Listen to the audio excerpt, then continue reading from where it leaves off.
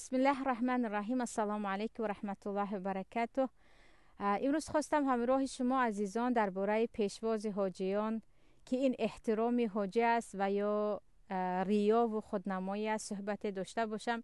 پیش از همه شکر پروردگار که در این 2 سال اخیر رفتن سفر حج برای تمام مسلمان های آسیای میانه و این چنین مردم تاجیکستان ما خیلی آسان گشته است، چه از طریق ازبکستان باشد چه از طریق روسیه باشد و شکر الله که روز از روز سفر حاجیان زیاد است، چه برای عمره باشد چه برای حج فرضی.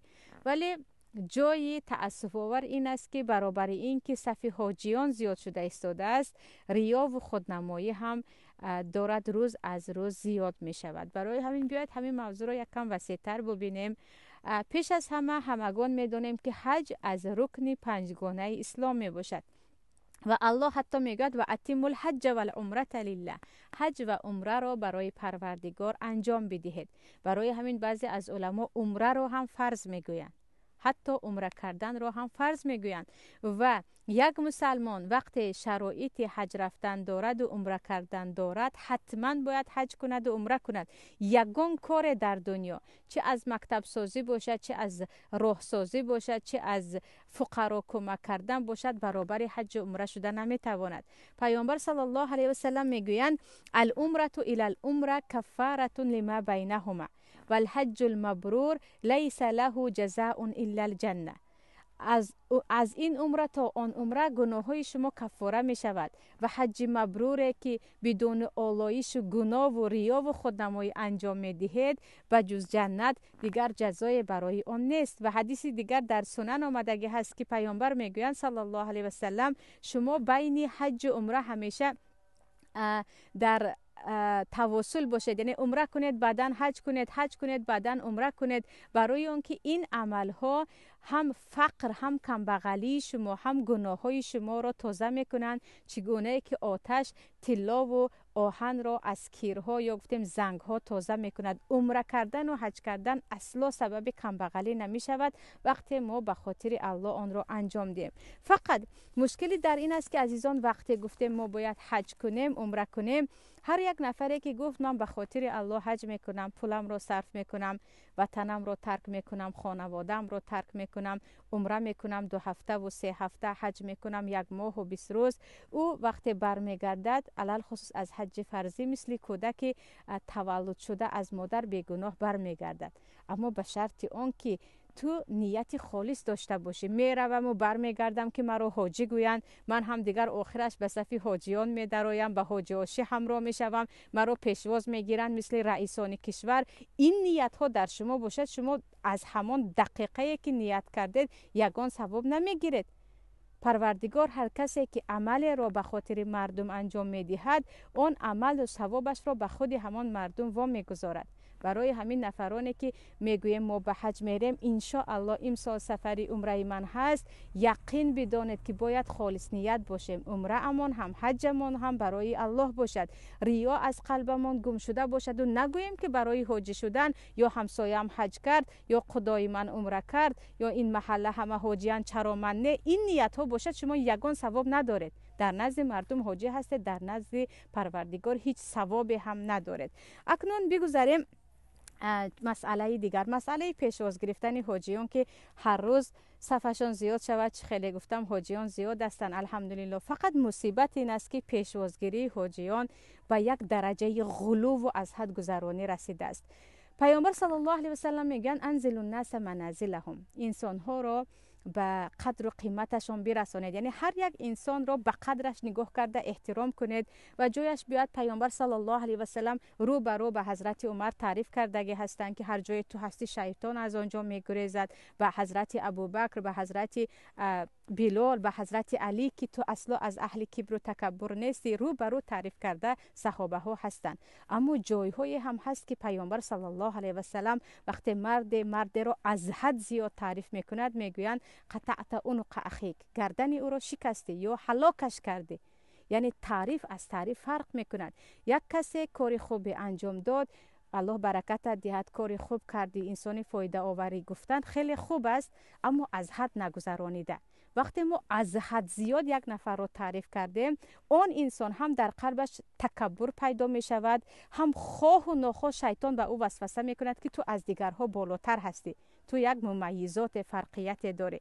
برای همین پیامبر صلی الله علیه و سلم گشته و برگشته در حدیث های صحیح آمدگی است که چگونه که مسیحیان عیسی را از حد زیاد مدح و ستایش کردند و حتی پسر خدا و خدا گفتند، من را این گونه نگویید میگویند. اکنون بیاید ببینیم یک نفری حاجی یا کسی که عمره کرد، او رفت و فرض الله را انجام داد، بندگیش را انشاءالله الله قبول کرد انجام داد. پس این پایانداز و این همه حاجی آشی و این همه گریه و 1 متر 2 متر نه تا 100 متر 50 متر مردم راست ایستادن و حاجی آمد گفته همه سفید پوشیدن، چرا؟ یک کس فرضش را انجام کرد. او که خانهش را فروخته برای یتیمان نداد، او که تمام مالش را برای الله فدا نکرد، او فقط فرض گردنش را که اگر نکند گناهگار میشد انجام داد. پس چرا اینقدر ما یک نفری که حج کرده اومد بالا گیریم، پایانداز کنیم، چند تا قبیله ها جمع شویم و در دو طرفی را دستمون در برمون که گویا که یک ببخشید یک آدمی شهر ساخته یا چه خیلی گفتم یک چند یتیم خانه بنا کرده، یا مثل عمر ابن عبدالعزیز خودش در خاک خانه نشسته و به همه سیر کرده اومده ایستاده باشد پیشواز گیریم.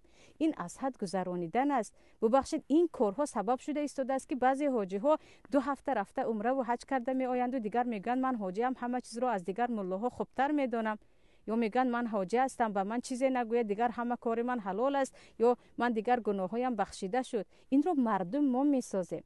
پیامبر صلی الله علیه و سلم حتی یگان نفر رو حاجی صدا کردگی نیستن. سبحان الله. آره از روی احترام در اکثریت دولت های مسلمان حاجی میگویند پیران سالان رو یا حج کرده رو، اما پیامبر صحابه ها رو ای حاجی گفتگی نیستن، زنهایشون رو حاجی خانم گفتگی نیستن. ما عبادتمون رو انجام دادیم. یک کس که زکات داد به خاطر زکاتش این همه او رو مدح و ستایش کرده به او پایانداز نمیکنیم، 5 وقته نمازش رو خواند او رو بالای سر نمیبرداریم. یک سفری کرد به خاطر الله، فرض گردنش بود، اون هم زیاده نبود. برای این همه این پایانداز موندن و این همه خودنمایی و او رو تا بالا برداشته، حتی بعضی پایانداز زیر حاجی رو گرفته در خانه برده تبرک میکردن که من هم حاجی شوم. این شرک است. الکه از یک حاجی ببخشید از قدم یک حاجی ما خدا ساخته ایستادیم که جای پای تو دیگر تبرک است و در خانه من بماند. برای همین عزیزان بیایید آنهایی که حاجی میشوید به خاطر الله، آنهایی که عمره میروید به خاطر الله با خود عهد و پیمان کنیم که ما سفر داریم برای رضایت الله که پروردگار قبولش کند و پای در پای این سفر ما باشد. و این چونین وصیت کنیم به خویش و تبار که وقتی من می آیم هنگامه نکنید. اینقدر مردم رو جیغ زده و پایاندازان و 10 و 20 و 15 ماشین کتی به نزد هواپیما و به فرودگاه نروید. این گونه خودنمایی به ما لازم نیست. مؤمن را الله در صفت مؤمنان میگوید والذین یؤتون ما آتوا و قلوبهم وجلة انهم الی ربهم راجعون. مؤمن کسی است که خوبی میکند، صدقه میکند، باز در قلبش ترس است که پروردگار از من قبول کرده باشد یا نه روز قیامت حال من چی میشده باشد. مؤمن آنی نیست که یک عمل رو کرد و از پیش ببینید من حاجی شدم، مرا اومده ندیدی، من دیگر با تو قهری هستم، مرا حاجی نگفت، مرا بالا نشینانید، من حاجی ام، همه باید به من سری تعظیم کنند. اینها خودنمایی و ریا هست. از اینها یگان ثواب حج عمره نمیماند عزیزان. یعنی نباید یک عبادتی که خالصا برای الله کردید، این همه سفر طولانی داشتید، پول زیاد صرف کردید، با ریا و خودنمایی همش رو هباء منثورا کنید. بیایید یعنی در حقیقت حج کردید، عمره کردید، پروردگار قبول کند، پول صرف کردید، وقت صرف کردید، الله برکت دهد که هر سال زائر خانه پروردگار باشید. اما همین ریاها سبب می شود که الله می داند عاقبت این حج عمره های ما چی است. این بود صحبت امروزه من با شما. سلام علیکم و رحمت الله و برکاته.